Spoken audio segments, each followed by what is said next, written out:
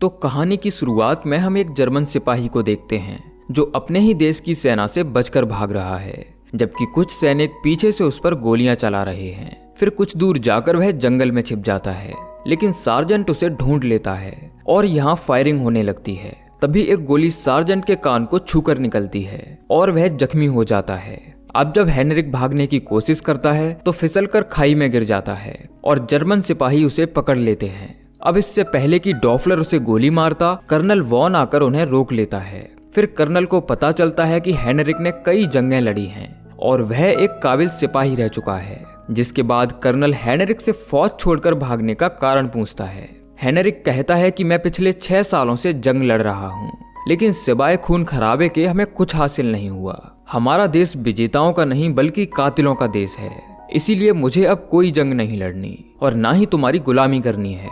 Colonel कहता है कि तुम जैसे फौजी हमारे देश के लिए कलंक हो, इसीलिए तुम्हें जिंदा रहने का कोई हक नहीं है। जिसके बाद ये लोग हेनरिक को एक पेड़ से लटकाकर यहाँ से चले जाते हैं।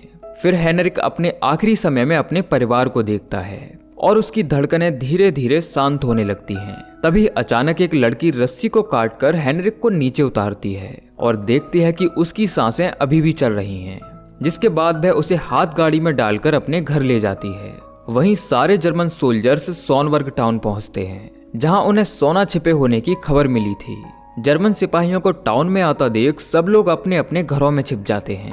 उधर जब हेनरिक को होश आता है तो देखता है कि एक लड़की उसे दवाई लगा रही है। ये लड़की बताती है कि मेरा नाम एल्सा है और मैं अपने भाई पॉल के साथ शहर से दूर इस खेत में रहती हूँ। हालांकि पॉल दिमागी रूप से कमजोर है। तभी पॉल हेनरिक की अकड़ी हुई हड्डियों को एक झटके में ही ठीक कर देता है। जिसके बाद एल्सा कहती है कि मेरा भाई दिमाग से कमजोर होते हुए भी अक्लमंद है। वहीं कर्नल टाउन के मेयर रॉबर्ट से मिलता है और पूछता है कि लुइसटाइन के बारे में क्या जानते हो। मेयर बताता है कि वह घर एक यहूदी परिवार का था, लेकिन 1938 के बाद से इस गांव में कोई यहूदी नहीं रहता, क्योंकि हमने उन सभी को मारकर यहाँ से भगा दिया है। जिसके बाद कर्नल खंडर पड़े उस घर को देखता है, जिसे आज से कुछ साल पहले आग के हवाले कर दिया था। फिर कर्नल मेयर से कहता है कि तुम अब जा सकते हो, जरूरत पड़ने पर मैं तुम्हें बुला लूंगा। लेकिन जाने से पहले रॉबर्ट कर्नल को अपने होटल में इनवाइट करता है। तभी सोनिया रॉबर्ट से पूछती है कि ये लोग यहाँ क्यों आए हैं। रॉबर्ट बताता है कि ये लोग यहाँ सोना ढूंढने आए हैं। वहीं हेनरिक एल्सा से पूछता है कि तुम मेरी मदद क्यों कर रही हो। एल्सा बताती है कि आज से कुछ साल पहले नाजीज ने मेरे पिता को मार दिया था और उनके मरने के बाद हमें हमारे घर और खेत से भी निकाल दिया गया। जिसके बाद मैं पॉल के साथ यहाँ आ गई और इसीलिए मुझे इन नाजीज से नफरत है। फिर ये लोग साथ में डिनर करते हैं। उधर कर्नल रॉबर्ट के होटल को अपना हेडक्वार्टर बना लेता है और डॉफलर से कहता है कि कल सुबह तुम यहाँ के खेतों की तलाशी लेने जाओगे, क्योंकि हमें राशन की सख्त जरूरत है। अब अगली सुबह कर्नल सोने की तलाश में उस खंडर पड़े घर को साफ करवाता है। तभी कर्नल बताता है कि अमेरिकन और फ्रेंच सैनिकों ने घुसपैठ शुरू कर दी है और वो लोग जल्दी ही यहाँ पहुँचते होंगे। ऊपर से हमारे सैनिक थके हुए भी हैं। मुझे लगता है कि ये जंग हम हार जाएंगे। कर्नल कहता है कि हम जर्मन्स हैं, हम दुश्मन को हराते नहीं बल्कि मिटा देते हैं। मुझे तो लगता है कि तुम भी उस भगोड़े सैनिक की तरह भागने की सोच रहे हो। जिसके बाद सार्जेंट राशन लेने के लिए टाउन से बाहर जाता है। वहीं हम पॉल को देखते हैं जो अपनी गायों के लिए नदी से पानी भर कर लाया था। तभी हेनरिक यहाँ से जाने लगता है। एल्सा पूछती है कि तुम इतनी जल्दी क्यों जा रहे हो, तुम्हें ठीक होने के लिए अभी आराम की जरूरत है। फिर वह एल्सा को अपनी पत्नी और बेटे की तस्वीर दिखाता है और बताता है कि ये दोनों शहर में हुई बमबारी में मारे जा चुके हैं। उस समय मेरी पत्नी प्रेग्नेंट थी, लेकिन मेरी बेटी किसी तरह बच गई थी। पड़ोसियों ने खत में बताया था कि वह बिल्कुल ठीक है, इसीलिए अब मैं उसे ढूंढने हैगन जा रहा हूँ। तभी पॉल आकर बताता है कि हमारी तरफ कुछ लोग आ रहे हैं। हेनरिक देखता है कि ये वही जर्मन सिपाही हैं जिन्होंने उसे फांसी पर लटकाया था और अब ये लोग यहाँ राशन लेने आए हैं। फिर उनमें से 2 सोल्जर्स मुर्गियां लेने के लिए बाड़े में जाते हैं। तभी एल्सा गन लेकर बाहर आती है और पूछती है कि तुम लोग यहाँ क्या कर रहे हो। सार्जेंट कहता है कि मैं यहाँ अपने सैनिकों के लिए राशन जुटाने आया हूँ। एल्सा कहती है कि सब मत लेना, हमें भी चाहिए। वहीं पॉल अपने जानवरों के लिए काफी दुखी हो रहा था। तभी सार्जेंट कुछ सिपाहियों के साथ अंदर आता है और एल्सा से पूछता है कि यहाँ कौन कौन रहता है। एल्सा बताती है कि यहाँ बस मैं और मेरा भाई रहते हैं। सार्जेंट कहता है कि फिर टेबल पर 3 कप क्यों रखे हैं। एल्सा कहती है कि मेरा भाई कॉफी 2 कप में पीता है, लेकिन सार्जेंट समझ जाता है कि जरूर यहाँ कोई और भी है। जिसके बाद एक सोल्जर घर की तलाशी लेने लगता है। फिर सार्जेंट एल्सा के गले में डले लॉकेट को देखता है और पूछता है कि ये लड़का कौन है। एल्सा बताती है कि ये मेरा मंगेतर है जो अभी जंग लड़ रहा है। सार्जेंट कहता है कि वह अब कभी वापस नहीं आने वाला, अब तक तो वह जंग में मर चुका होगा। अब जब सार्जेंट लॉकेट वापस नहीं करता तो एल्सा उस पर हमला कर देती है, जिसके बाद सार्जेंट उसे पीटने लगता है और एल्सा के साथ जबरदस्ती करने लगता है। तभी एक सोल्जर पॉल को पकड़कर घर से बाहर फेंक देता है, जबकि सार्जेंट एल्सा का रेप करने की कोशिश करता है। वहीं हम हेनरिक को देखते हैं जो ऊपर छिपा हुआ था। फिर वह एल्सा को मुसीबत में देखकर सैनिकों पर हमला कर देता है और एक सैनिक को वहीं ढेर कर देता है। फिर एल्सा सार्जेंट के प्राइवेट पार्ट में गर्म कॉफी डाल देती है और हेनरिक भी उनकी जमकर धुलाई करता है। अब जब सार्जेंट के सभी सैनिक मारे जाते हैं तो वह अपनी पतलून उठाकर यहाँ से भागता नजर आता है, लेकिन हेनरिक जानता था कि ये लोग फिर से वापस आएंगे, इसीलिए वह जरूरी हथियार लूटकर पॉल और एल्सा को अपने साथ चलने के लिए कहता है, क्योंकि अब यहाँ रहना उनके लिए सेफ नहीं है। लेकिन पॉल अपनी गाय को साथ लेकर जाना चाहता था, जिसके लिए एल्सा मना कर देती है। अब ये लोग जंगलों से होते हुए आगे बढ़ते हैं और चलते चलते शाम हो जाती है। पॉल कहता है कि हमें वापस जाना होगा, मुझे गाय का दूध निकालना है, वरना वह बीमार हो जाएगी। एल्सा किसी तरह उसे समझाती है कि अगर हम वापस गए तो सिपाही हमें मार देंगे। वहीं हम सार्जेंट को देखते हैं जो होटल पहुंचकर अपना इलाज करवाता है और कर्नल को बताता है कि वह भगौड़ा सैनिक अभी भी जिंदा है। सार्जेंट कहता है कि कल सुबह होते ही मैं उस खेत में दोबारा जाऊंगा। वहीं हेनरिक, एल्सा और पॉल बचने के लिए जंगल में छिप जाते हैं, लेकिन पॉल अभी भी नाराज था। फिर एल्सा और हेनरिक आपस में बातें करने लगते हैं। हेनरिक बताता है कि जब से मेरी बेटी पैदा हुई है मैंने उसे बस एक बार देखा है, वो अपने बाप को जानती तक नहीं, शायद मेरा उससे दूर रहना ही बेहतर होगा। एल्सा कहती है कि तुम्हें बचाने के लिए मैंने अपनी जान भी जोखिम में डाली है, इसीलिए तुम्हें भी अपने पिता होने का फर्ज निभाना चाहिए। अब अगली सुबह जब एल्सा जागती है तो देखती है कि पॉल यहाँ नहीं है। वहीं हम पॉल को देखते हैं जो वापस आकर अपनी गाय का दूध निकाल रहा था। तभी यहाँ जर्मन सिपाही आ जाते हैं, जिन्हें आता देख पॉल अपनी गाय को लेकर यहाँ से जाने लगता है, लेकिन सार्जेंट उसे पकड़कर टॉर्चर करने लगता है और पूछता है कि बताओ वो दोनों कहाँ हैं। लेकिन पॉल उसे कुछ नहीं बताता।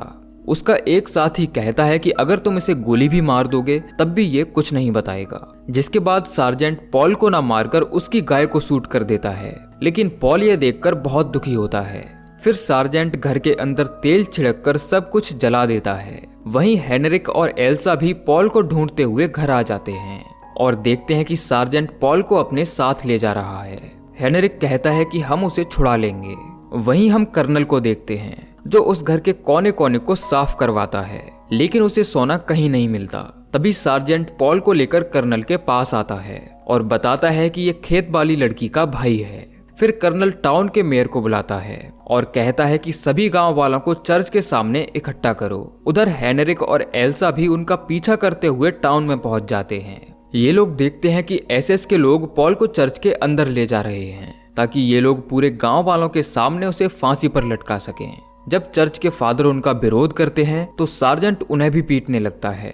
फिर पॉल को बचाने के लिए एल्सा और हेनरिक दूसरे रास्ते से जाते हैं। वहीं 2 सिपाही पॉल को फांसी पर लटकाने के लिए ऊपर ले जाते हैं, लेकिन पॉल अपनी गाय के मरने से काफी गुस्से में था और वह उनमें से एक सिपाही को ऊपर से धक्का देकर नीचे गिरा देता है और वहां पड़ी गन से दूसरे सोल्जर को भी शूट कर देता है। फिर वह ऊपर से अंधाधुंध फायरिंग शुरू कर देता है, जिसके बाद सभी गांव वाले यहाँ से भाग जाते हैं और सोल्जर भी छिपकर अपनी जान बचाते हैं। उधर एल्सा और हेनरिक भी दूसरे रास्ते से चर्च में पहुंचते हैं, लेकिन तभी कर्नल अपनी स्नाइपर राइफल से पॉल को शूट कर देता है और मौके पर ही पॉल की मौत हो जाती है। फिर कर्नल टाउन के मेयर को धमकी देता है कि बताओ सोना कहाँ है, वरना मैं एक एक करके सभी को गोली से उड़ा दूंगा। वहीं हेनरिक पॉल की बॉडी को लेकर यहाँ से जाने लगता है, लेकिन एल्सा अपने भाई की मौत का बदला लेने के लिए कर्नल पर गोली चला देती है। हालांकि उसकी एक भी गोली कर्नल को नहीं लगती, लेकिन कर्नल अपने सैनिकों को गोली चलाने से मना कर देता है, जिसके बाद वह एल्सा के सामने सरेंडर कर देता है। तभी सार्जेंट देखता है कि हेनरिक अभी भी चर्च के अंदर है। फिर ये लोग उसका पीछा करते हैं, लेकिन हेनरिक ग्रेनेड फोड़कर एक सैनिक को वहीं ढेर कर देता है और फिर दोनों तरफ से गोलियां चलने लगती हैं। जिसके बाद हेनरिक बिल्डिंग से कूदकर भागने की कोशिश करता है, लेकिन सार्जेंट उसका पीछा नहीं छोड़ता। इन दोनों के बीच काफी देर तक hand to hand combat fight चलती है, जिसमें कभी सार्जेंट भारी पड़ता तो कभी हेनरिक। तभी कुछ अमेरिकी जहाज ऊपर से गोलीबारी शुरू कर देते हैं, जिसके बाद यहाँ अफरा तफरी मच जाती है। लेकिन हेनरिक जख्मी हो जाता है और वह अपनी जान बचाने के लिए एक महिला के घर में जाकर छिप जाता है। ये महिला छिपने में हेनरिक की मदद करती है और उसका जख्म साफ करके पट्टी बांधती है। तभी यहाँ फादर आते हैं, जो बताते हैं कि मैंने पॉल की बॉडी को दफना दिया है, लेकिन कर्नल एल्सा को अपने साथ होटल ले गया है। फिर हेनरिक पूछता है कि कर्नल यहाँ क्यों आया है। फादर बताते हैं कि वो यहाँ सोना लेने आया है। तभी मेयर अपने उन दोनों पार्टनर से मिलता है जिनके पास सोना है। रॉबर्ट कहता है कि हमें कर्नल को सोना दे देना चाहिए, वरना वह मेरे बेटे को मार देगा। हालांकि उसके पार्टनर्स इसके लिए तैयार नहीं थे। वे कहते हैं कि जल्दी ही जंग खत्म होने वाली है, जिसके बाद हम लोग अमीर हो जाएंगे। लेकिन रॉबर्ट कोई रिस्क लेना नहीं चाहता था, इसीलिए वह सोना देने के लिए राजी हो जाता है। अब जब वह यहाँ से जाने लगता है तो सोनिया रॉबर्ट पर हमला कर देती है, जो शुरू से ही जानती थी कि सोना इन तीनों के ही पास है। फिर ये तीनों मिलकर रॉबर्ट को मार देते हैं। वहीं हम देखते हैं कि कर्नल एल्सा के साथ डिनर टेबल पर बैठा है, जो उसे इम्प्रेस करने की कोशिश कर रहा था। फिर वह अपने रूम से उस हर चीज को बाहर भिजवा देता है जिससे उसे खतरा था। वह एल्सा से कहता है कि तुम मुझे उस लड़की की याद दिलाती हो जिसे मैं बहुत प्यार करता था, लेकिन हमारी शादी नहीं हो पाई क्योंकि वह लड़की यहूदी थी। इसीलिए मुझे उसे मारना पड़ा क्योंकि मैं नहीं चाहता था कि उसे किसी कैंप में भेजा जाए। फिर वह अपने चेहरे से मास्क हटाकर आंख के अंदर से एक रिंग निकालता है, जिसे वह साफ करके एल्सा को पहना देता है और कहता है कि मैं हमेशा तुम्हारी हिफाजत करूंगा। वहीं फादर हेनरिक को बताता है कि लुइसटाइन हमारे गांव की इकलौती फैमिली थी जिन्हें सब लोग पसंद करते थे, लेकिन मेयर हमेशा उनके खिलाफ भड़काऊ भाषण देता था। वह कहता कि हमें राष्ट्रवादी और समाजवादी होने की जिम्मेदारी निभानी चाहिए, इसीलिए यहाँ यहूदियों को रहने का कोई हक नहीं है। फिर धीरे धीरे पूरा गांव उनके खिलाफ हो जाता है और सन 1938 में वह यहूदी परिवार अपना घर छोड़कर जाने के लिए मजबूर हो गया था। जब वो लोग यहाँ से जा रहे थे तो लड़ाई झगड़े के बीच एक पेटी नीचे गिर जाती है, जिसके अंदर सोना रखा हुआ था, जिसे सोनिया और बाकी तीनों के सिवाय किसी ने नहीं देखा। फिर अचानक भीड़ बेकाबू हो जाती है और रॉबर्ट मौके का फायदा उठाकर उस यहूदी परिवार को मार देता है और उनके घर को आग लगा देता है। उधर सोनिया अपने पार्टनर्स के साथ कब्रिस्तान जाती है और ये लोग उस कब्र को खोदना शुरू करते हैं जिसके अंदर इन्होंने सोना छिपाया था। लेकिन काफी खोदने के बाद भी सोना इन्हें नहीं मिलता, जिसके बाद ये तीनों ही आपस में लड़ने लगते हैं। तभी इन्हें कब्र के अंदर एक बाइबल मिलती है जिसमें कुछ लाइंस को मार्क किया गया था, जिसमें लिखा था कि तुम चोरी नहीं करना, तुम खून नहीं करना। ये पढ़कर इन्हें समझ आ जाता है कि सोना फादर के पास है। वहीं फादर हेनरिक को बताते हैं कि हम नहीं चाहते थे कि सोना खूनियों के हाथ लगे, इसीलिए हमने उसे चर्च में छिपा दिया। हेनरिक कहता है कि तुम मुझे चर्च में ले चलो, अब हम कर्नल को वही देंगे जो वह चाहता है। वहीं हम एल्सा को देखते हैं जो कर्नल के साथ होटल में कैद थी, लेकिन एल्सा को नींद नहीं आ रही थी, जबकि कर्नल आराम से खर्राटे मारकर सो रहा था। तभी वह धीरे से कर्नल की पिस्तौल चुराने की कोशिश करती है, लेकिन कर्नल उसके ऊपर अपना हाथ रख लेता है। तभी एल्सा की नजर कर्नल की रिंग पर जाती है जिसके अंदर साइनाइड कैप्सूल रखा हुआ था। फिर एल्सा उसे निकालने के लिए अपनी हेयर पिन का इस्तेमाल करती है, लेकिन वह कैप्सूल उछलकर नीचे गिर जाता है। अब जब एल्सा उस कैप्सूल को ढूंढने नीचे उतरती है, उसी समय कर्नल नींद से जाग जाता है। वह एल्सा से पूछता है कि तुम नीचे क्या कर रही हो। एल्सा कहती है कि तुमने जो अंगूठी मुझे पहनाई थी वह फिसलकर नीचे गिर गई थी, ये मुझे फिट नहीं आ रही। कर्नल कहता है कि मैं इसे कल ठीक करवा दूंगा। फिर एल्सा पूछती है कि क्या तुम हमेशा मेरी हिफाजत करोगे। कर्नल कहता है कि हाँ, मैं अपनी आखिरी सांस तक तुम्हारी हिफाजत करूंगा। जिसके बाद एल्सा उस कैप्सूल को अपने मुंह के अंदर रख लेती है और कर्नल को किस करते हुए वह कैप्सूल उसके मुंह के अंदर डाल देती है। फिर वह उसे एक जोरदार पंच मारती है और कर्नल तड़प तड़प कर वहीं मर जाता है। एल्सा उसकी पहनाई रिंग को निकालकर उसके ऊपर फेंक देती है और इस तरह उसके भाई की मौत का बदला पूरा हो जाता है। तभी एक सैनिक को खबर मिलती है कि अमेरिकन जल्दी ही यहाँ पहुँचने वाले हैं, लेकिन सार्जेंट कहता है कि मैं सोना लिए बिना यहाँ से नहीं जाऊंगा। फिर अचानक विंडो पर कोई हमला करता है और सब के सब नीचे छिप जाते हैं। तभी सार्जेंट देखता है कि उसके सामने सोने की बिस्किट पड़ी है। दरअसल ये हेनरिक था, जो कहता है कि मुझे एल्सा चाहिए और बदले में मैं तुम्हें सारा सोना दे दूंगा। जिसके बाद सार्जेंट कर्नल के रूम में जाता है और जब वह दरवाजा नहीं खोलता तो वह उसे तोड़ देता है। सार्जेंट देखता है कि कर्नल नीचे मरा पड़ा है और एल्सा विंडो का कांच तोड़कर यहाँ से भाग चुकी है। फिर सार्जेंट रॉबर्ट की वाइफ को जैकेट उड़ाकर बाहर भेजता है ताकि हेनरिक को लगे कि ये एल्सा है। तभी ये लोग हेनरिक की तरफ एक बॉम्ब फेंक देते हैं जिसके फटने से वह बेहोश हो जाता है और सार्जेंट उसे पकड़ लेता है। वहीं एल्सा बचते बचाते उस महिला के घर जाती है और पूछती है कि हेनरिक कहाँ है। ये महिला बताती है कि वह तुम्हें कर्नल से छुड़ाने गया था। एल्सा कहती है कि मैंने अभी गोलियों के चलने की आवाज सुनी है, शायद हेनरिक को मदद की जरूरत है। फिर ये दोनों हथियार लेकर उसे छुड़ाने निकल जाते हैं। वहीं सोनिया फादर पर हमला करके उसे पकड़ लेती है और पूछती है कि बताओ सोना कहाँ है। वहीं सार्जेंट हेनरिक को जिंदा रखने के लिए उसका इलाज करवाता है और उसे अपना खून भी देता है ताकि हेनरिक बता सके कि सोना कहाँ छिपाया है। अब जब हेनरिक को होश आ जाता है तो ये लोग उसे लेकर चर्च की तरफ जाने लगते हैं। उधर सोनिया भी फादर को लेकर चर्च में पहुंचती है। फिर ये लोग उस पत्थर को हटाकर देखते हैं कि सारा सोना यहीं छिपा हुआ है। लेकिन तभी यहाँ एक बड़ा धमाका होता है जिसमें वो दोनों आदमी मारे जाते हैं जबकि सोनिया जख्मी हो जाती है। फिर धमाके की आवाज सुनकर जर्मन्स भी चर्च में पहुंचते हैं और देखते हैं कि यहाँ हर तरफ सोना बिखरा हुआ है। जिसके बाद सार्जेंट फादर को गोली मार देता है और अपने एक साथी को पेटी लेने बाहर भेजता है। तभी एल्सा को उनके ट्रक से एक हथियार मिलता है जिससे वह चर्च की बिल्डिंग को उड़ा देती है। फिर ये दोनों पीछे वाले रास्ते से जाकर कई जर्मन सिपाहियों को मार देते हैं जिसमें सार्जेंट भी जख्मी हो जाता है।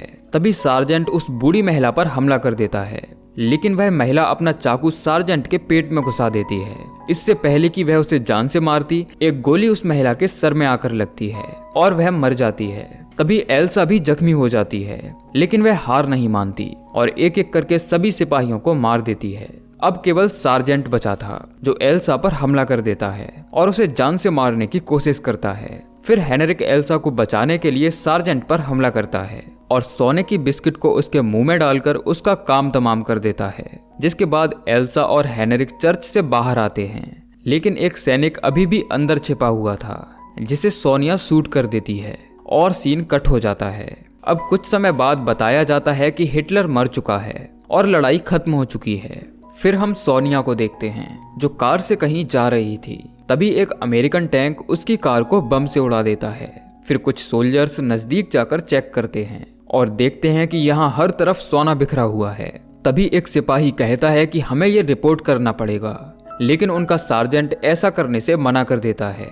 वहीं हम हेनरिक और एल्सा को देखते हैं जो दोनों हेगन शहर पहुंचते हैं, जहां हेनरिक 6 साल बाद अपनी बेटी से मिलता है और इमोशनल होकर उसे अपने गले से लगा लेता है। और इसी के साथ ये मूवी एंड हो जाती है। तो दोस्तों, ये थी कहानी ब्लड एंड गोल्ड मूवी की, जो जरूर आपको पसंद आई होगी। बाकी आप कमेंट करके जरूर बताइए कि आपको ये कहानी कैसी लगी। मिलते हैं अगली वीडियो में, तब तक के लिए जय श्री कृष्णा।